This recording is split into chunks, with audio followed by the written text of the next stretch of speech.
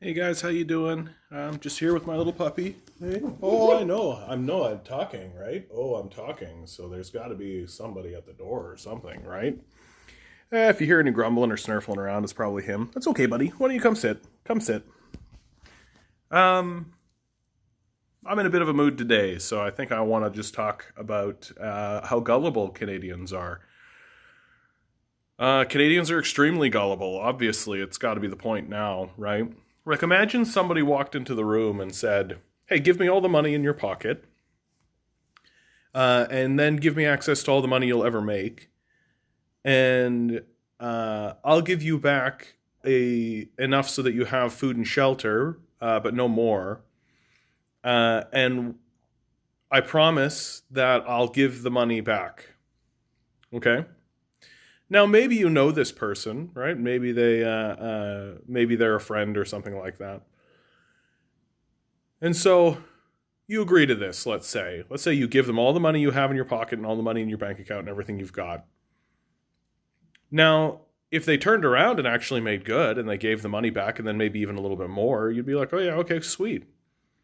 And then if they asked for that again, you'd probably do it. But if they took all the money for themselves, hoarded it, and didn't even use it for anything. Literally just put it in a hole. Uh, and then if you went to them and said, like, "Hey, man, can I get that money back the way that you said that you would give me the money back?" They said, "You're a fucking lazy idiot. Go get your own money. I earned this money myself." That would end your relationship with them. You would, at the very least, never agree to something like that again with them. And if you had a brain in your head, you would seek legal action against them to get your money back. What you certainly wouldn't do is go, "Oh, I guess that's right. Okay, I'll see you later." And then as you're walking out the room, they say, "Oh, hey, can I have all the money in your pocket and all the money in your bank account?" And you would go, "Oh, I guess so." Right? Unless you're a gullible idiot, which is basically what Canadians are. Because back in the 80s, the Thatcher, Reagan, Mulrooney crew, right, these rabid sociopaths who obviously don't care about anyone but themselves, came up with this arrangement, which was basically, and you can watch the critics at the time, you can see them, right? When Reagan was proposing his economic policy, George Bush, the original George Bush, called it voodoo economics, right? What's called supply-side economics internally, what we understand as trickle-down economics. The idea being that if you give all of the rich people all of the money, they will in turn invest it back into the society, right? They'll open up jobs and all of this because they're the job creators, obviously. It's certainly not the exact opposite, which is why it's voodoo economics and it doesn't actually work. And when I first heard about this idea, back when I was a teenager in high school, right? Because anybody can see through this if you're not a gullible idiot, right? If you're a gullible idiot, you'll just go along with it because, or if you're a bootlicker, right? Like if you just subserviate yourself to positions of power, which is how you get ahead in the society, right? If you're a bootlicker, you can get ahead just fine. But if you're skeptical at all, and if you're interested in reason or understanding how the society works based on a truth-based sort of system, you can see through this instantly, right? And it's based on one very simple principle. If the purpose of making money, right? If the purpose of investment is to make money, and we give you all the money, why would you ever invest any money, right? You have all the money. I said that was when I was a teenager, and my teachers at the time laughed at me because they were gullible and stupid. And now we're in this position where we've got Jeff Bezos is going to be the world's first trillionaire. There's multiple billionaires walking around, and everybody's lives are getting worse, and everything's getting worse, and there's still idiots walking around being like, oh yeah, we'll just cut people's taxes because if people get more money, then they'll reinvest it back into the society. And these people are either complicit sociopaths or they're just gullible. And if you're in politics and if you're in business and you're going to benefit from these policies, like at least there's kind of an honesty to it, you know? They want to take your money and they want to leave, right? It's pillage, it's plunder, it's pretty straightforward. But if you're a regular citizen and you're getting screwed over by these policies and it's becoming more and more obvious, and yet you're still defending them, you're completely gullible. Like, you're the most gullible person that you definitely know, right? You're easily the most gullible person probably on your block, right? Like, it's not possible to maintain this absurd idea that if we just keep piling all of our money and all of our finances on the wealthiest people, that they're somehow going to miraculously trickle it back into the society.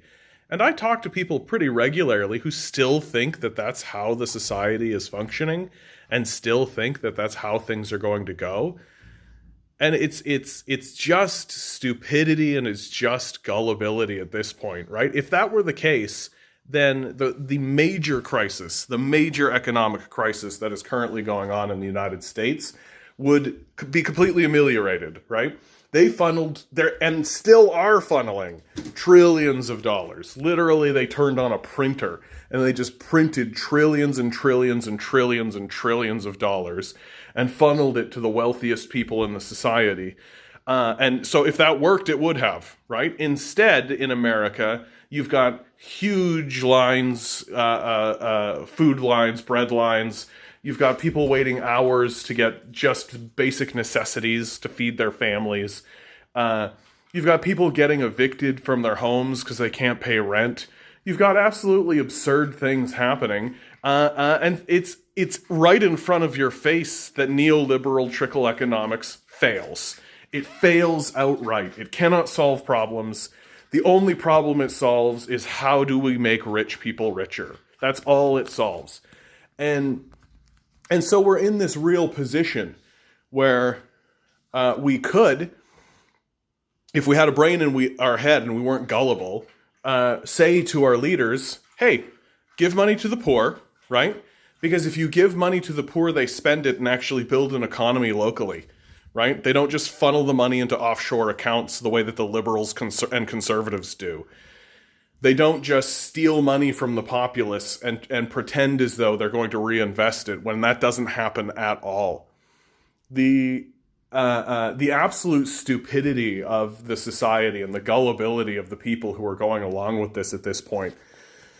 And meanwhile, what's happening, right, is that you have the fact that these billionaires and soon-to-be trillionaires own property in America is going to be completely superfluous.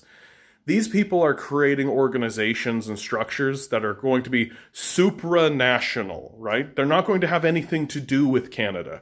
They're not going to have anything to do with America. And they've been very explicit about their intentions to do so, right?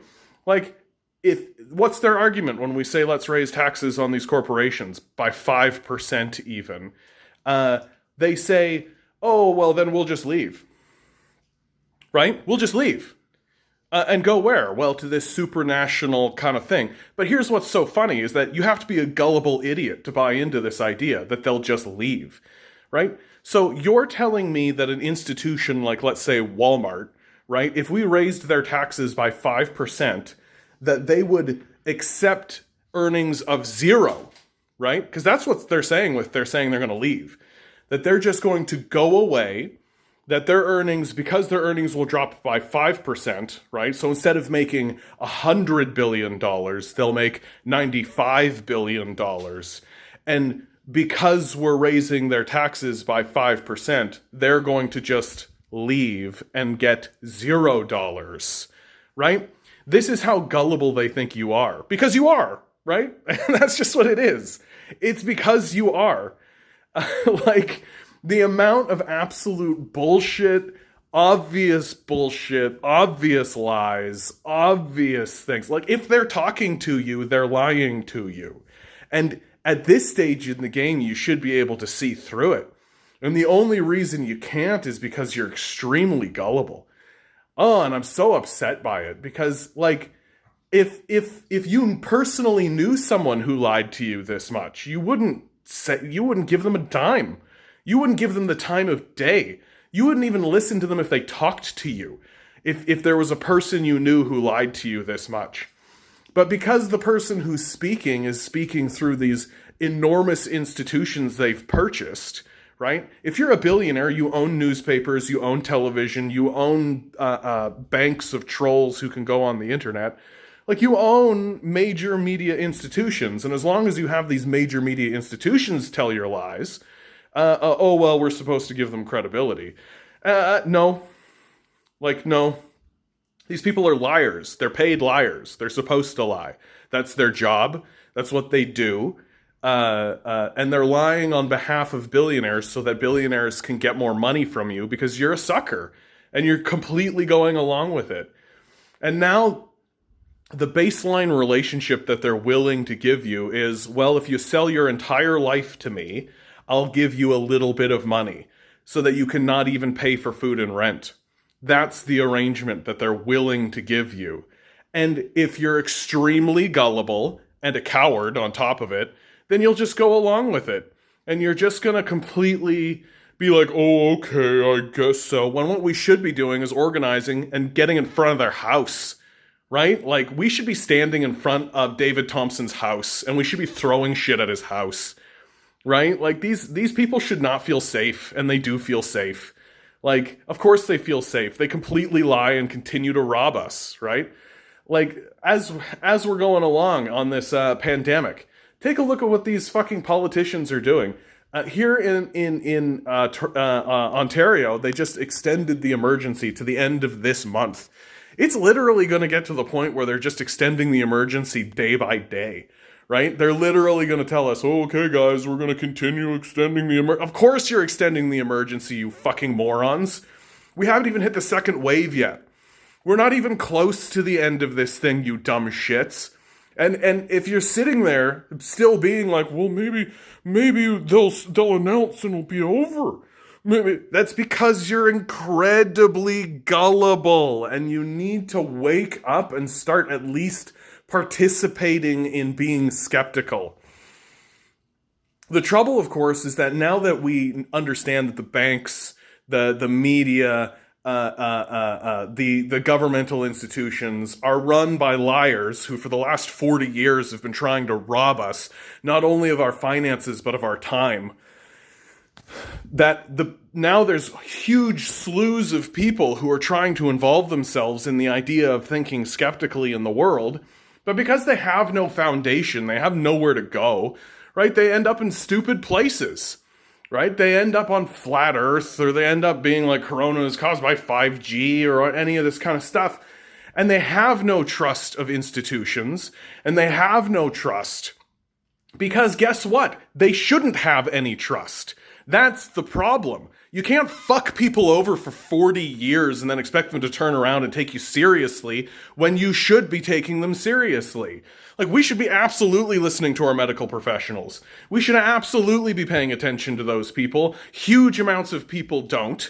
And the reason they don't is because they have zero reason to trust anyone anymore, right? They would rather trust a game show host. Do you understand how badly you fucked up?